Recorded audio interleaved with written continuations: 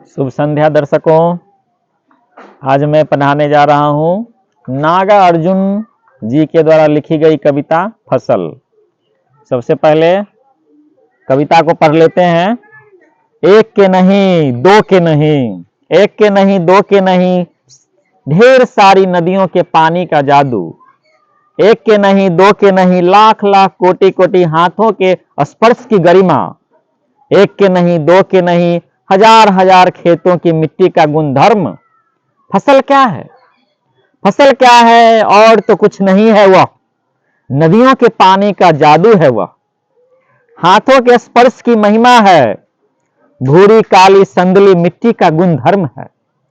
रूपांतर है सूरज की किरणों का, सिमटा हुआ संकोच है हवा की थिरकन का। देख लेते हैं इस पाठ का परिचय।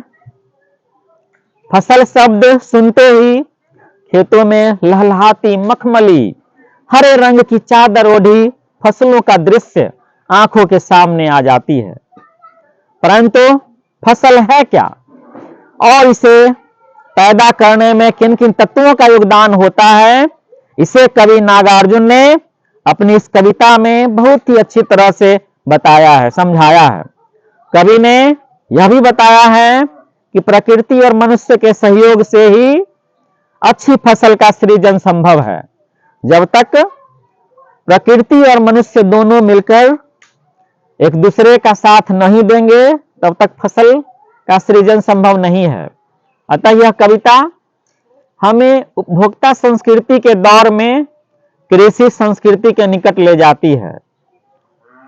अब व्याख्या देख लेते हैं। कवि कहते हैं कि फसलों के उत्पादन में एक दो नहीं बल्कि असंख्य नदियों के पानी का योगदान रहा है। इन नदियों के जल के जादू का ही असर है कि हमें इतनी अच्छी फसलें प्राप्त होती है, इतने अच्छे अनाज हमें प्राप्त होते हैं। अर्थात जब सभी नदियों का पानी भाप बनकर उड़ जाता है तब वह बादल बनकर वर्षा करता है, जो फसलों की प्यास बुझाता है, उन्हें हरियाली प्रदान करता है और हमें अच्छी फसलें मिलती है, अनाज मिलते हैं, जिनसे हमारी भूख मिटती है, सभी जीव जंतुओं की भूख मिटती है।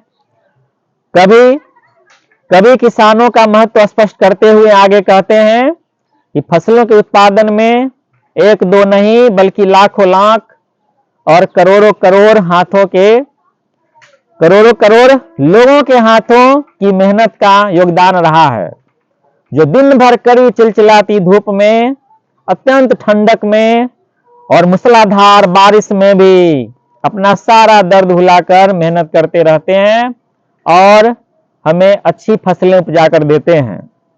कवि आगे मिट्टी के गुणों का महत्व बताते हुए कहते हैं कि विभिन्न प्रकार के फसलों के उत्पादन में एक दो नहीं बल्कि हजारों हजार खेतों की अलग अलग प्रकार की मिट्टी के गुणों का योगदान रहा है।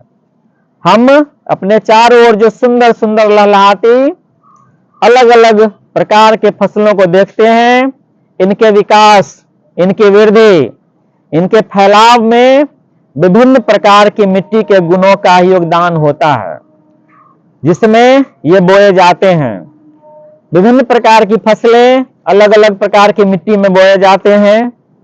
अंत में कवि कहते हैं कि फसल कोई विशेष कुछ भी नहीं है, फसल कुछ विशेष कुछ भी नहीं है।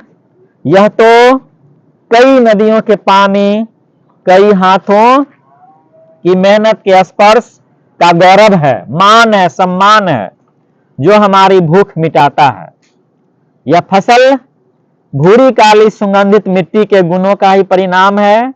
यह फसल सूरज की किरणों का ही बदला हुआ रूप है, जो हमें भूख से तृप्ति करता है, भूख से मुक्ति देता है। यह फसल मचलती हुई, थिरकती हुई हवा का सिमटा हुआ संकुचित रूप है। अर्थात फसल के तैयार होने में कई शक्तियों और अवयवों का योगदान होता है। फसल के तैयार होने में मिट्टी से जरूरी पोषक तत्व मिलते हैं, फिर पानी, धूप और हवा उसके तैयार होने में अपना योगदान देती है। इस प्रकार हमें अच्छी फसलें मिलती है, अच्छे अनाज मिलते हैं और हम अपनी भूख मिटा पाते हैं। तो बहुत बड़ा योगदान है प्रकृति और मनुष्य का फसल के उत्पादन में। यही कवि नागार्जुन ने इस पाठ में हमें बताया है। ठीक है, मिलते हैं अगली कक्षा में।